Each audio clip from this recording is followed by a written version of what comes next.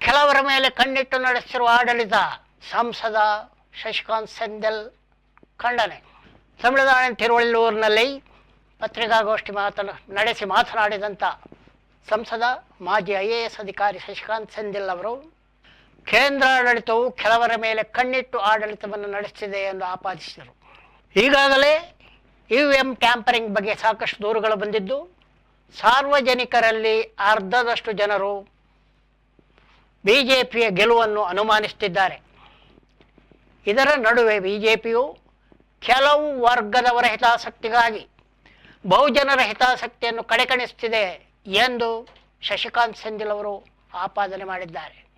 ಯಾವುದೇ ಒಂದು ಪಕ್ಷವು ಅಧಿಕಾರಕ್ಕೆ ಬಂದಾಗ ಜನಪರ ಆಡಳಿತ ನೀಡಬೇಕೆ ಹೊರತು ಒಂದು ವರ್ಗದ ರಕ್ಷಣೆ ಇನ್ನೊಂದು ವರ್ಗದ ದೂಷಣೆ ಮಾಡುವುದರಲ್ಲಿ ತೊಡಗಬಾರದು ಎಂದು ಶಶಿಕಾಂತ್ ಸೆಂಥಿಲ್ ತಿಳಿಸಿದರು.